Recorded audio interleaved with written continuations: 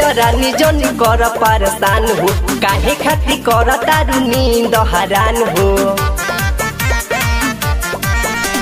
सूते रानी जनी कर परेशान हो, काहे खाती कर तारू नींद हरान हो। नदिया के बेटा है जो गलवा जगाइए देता हो, नदिया के बेटा है जो गलवा जगाइए देता हो। ए राजा हो गली में माँ छड़वा टूट धसाइए देता हो। ए सोया हो गली में माँ छड़वा टूट धसाइए देता हो।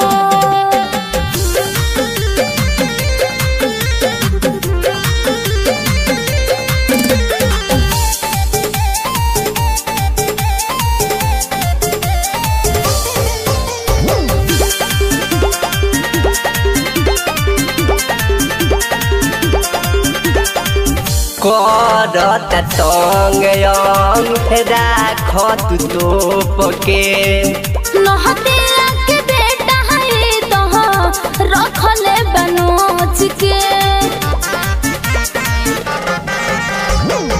करत तंग राख तू तोप के नहतिया के बेटा है तो रखले बनोच के।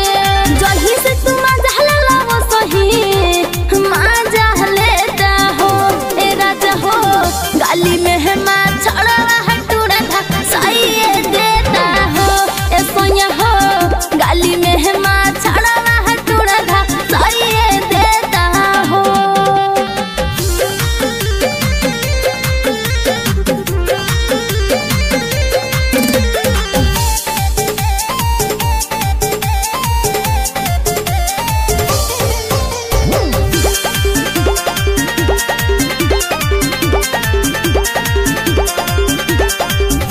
कहतानी बात रानी मान तू मोर हो।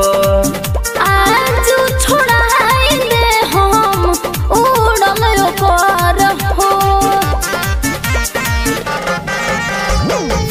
कहतानी बात रानी मान तू मोर हो।